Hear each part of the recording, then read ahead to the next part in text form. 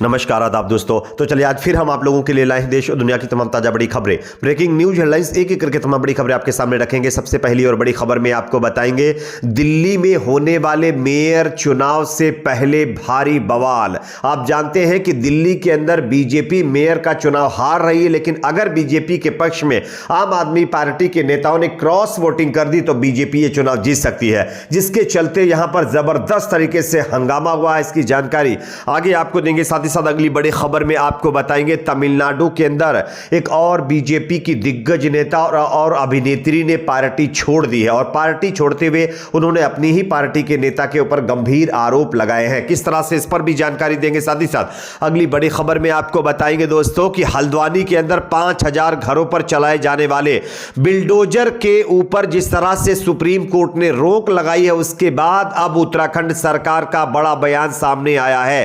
क्या कुछ कहा है उत्तराखंड के सीएम ने, उनके बयान को भी सुनाएंगे। साथ ही साथ अगली बड़ी खबर में आपको बताएंगे दोस्तों कि अब गुजरात के अंदर बजरंग दल के गुंडों का हुड़दंग देखने को मिला है। मल्टीप्लेक्स में घुस करके इन्होंने किस तरह से बवाल किया, इसकी एक और तस्वीर सामने आ रही जो आगे हम आपको दिखाने वाले हैं।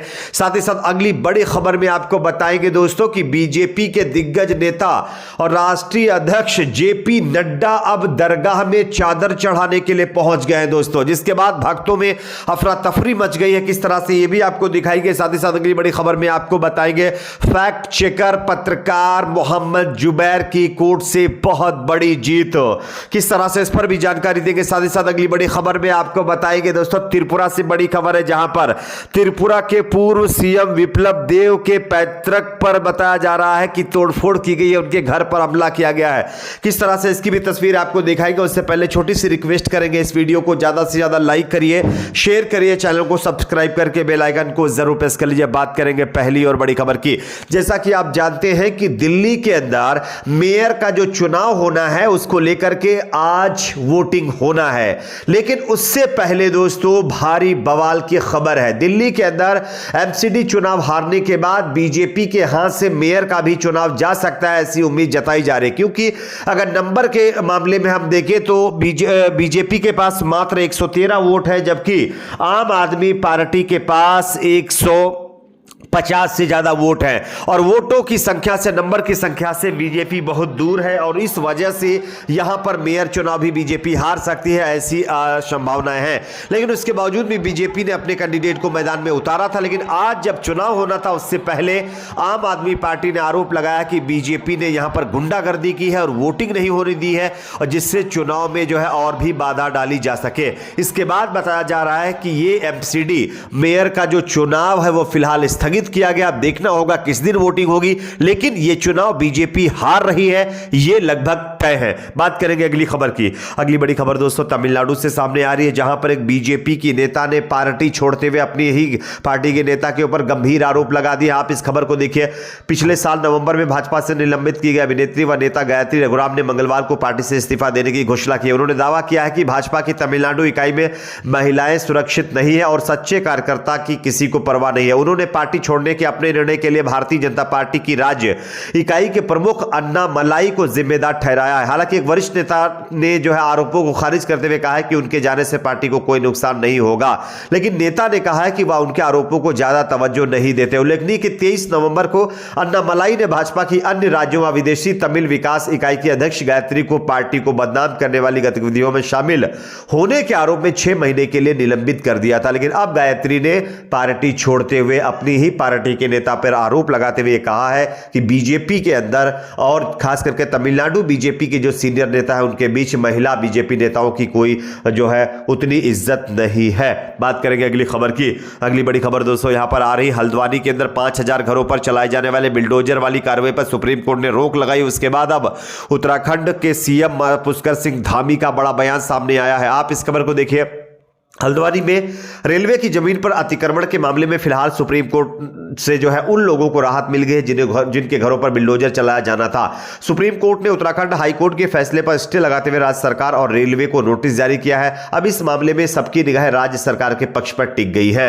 सुप्रीम कोर्ट के फैसले के बाद उत्तराखंड के मुख्यमंत्री पुष्कर सिंह धामी का बयान सामने आया है। धामी ने कहा है कि हमने पहले भी कहा है कि यह रेलवे की जमीन है, हम कोर्ट के आदेश के अनुसार आगे बढ़ेंगे। देंगे, क्योंकि इससे पहले लगातार लोगों का यह कहना था कि जब 5000 घरों को बेघर किया जा रहा है तो उत्तराखंड की सरकार क्या कर रही है, और बीजेपी का कोई भी नेता उस तरह से स्पष्टता से बयान नहीं दे रहा था।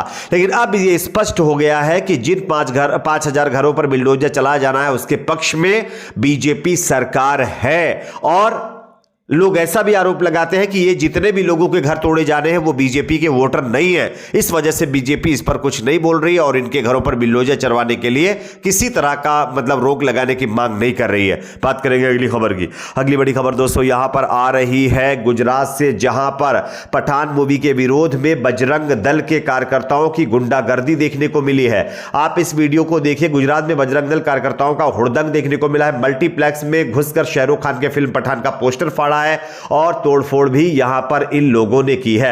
अब सवाल सबसे बड़ा तो यह खड़ा होता है कि अगर पठान मूवी को सेंसर बोर्ड से जो है हरी झंडी मिल गई है, उसके बावजूद भी ये बजरंग दल के गुंडे कौन होते हैं इस तरह से किसी मूवी को रोकने वाले। गुजरात में फिलहाल बीजेपी की सरकार है, कानून मेंटेन करना बीजेपी सरकार के अंडर में आता है, पुलिस के अंडर में आता है। अगर वहां पर इस तरह की स्थिति है तो यह एक बेहद गंभीर मामला है। बात करेंगे अगली खबर की। अगली बड़ी खबर दोस्तों आ रही है, अब बीजेपी के नेता और राष्ट्रीय अध्यक्ष जेपी नड्डा ने दरगाह में चादर चढ़ाने के लिए वो पहुंच गए हैं। आप इस वीडियो को देख सकते हैं।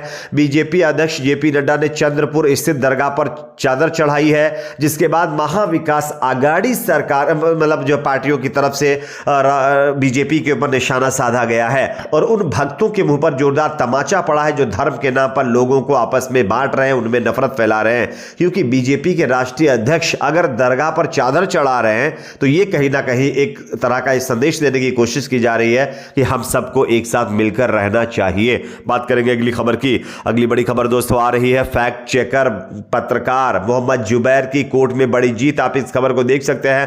Fact check website Alt News के को फाउंडर मोहम्मद जुबैर को दिल्ली पुलिस ने कोर्ट में बड़ी बात कही है। दिल्ली पुलिस ने हाईकोर्ट को बताया है कि मोहम्मद जुबैर की अगस्त 2020 में किए गए ट्वीट में कुछ भी आपराधिक नहीं था। आप जानते होंगे कि कुछ दिन पहले ही जो है मोहम्मद जुबैर को दिल्ली पुलिस की स्पेशल सेल ने गिरफ्तार किया था, जिसके कई दिनों बाद सुप्रीम कोर्ट ने उन्हें जमानत दे दी थी।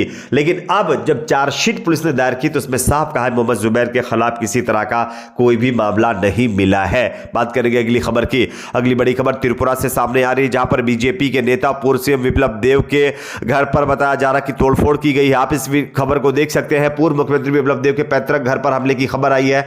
बताया जा रहा कि यह हमला विशेष समुदाय के लोगों द्वारा किया गया। हमलावरों ने उनके घर में आग भी लगा दी है, ऐसी भी खबर सामने आ रही है। आप लोगों की इस पर क्या राय है कमेंट सेक्शन में जरूर बताइए। वीडियो को ज्यादा से ज्यादा लाइक करिए, शेयर करिए, चैनल को सब्सक्राइब करके बेल आइकन को जरूर प्रेस कर लीजिए।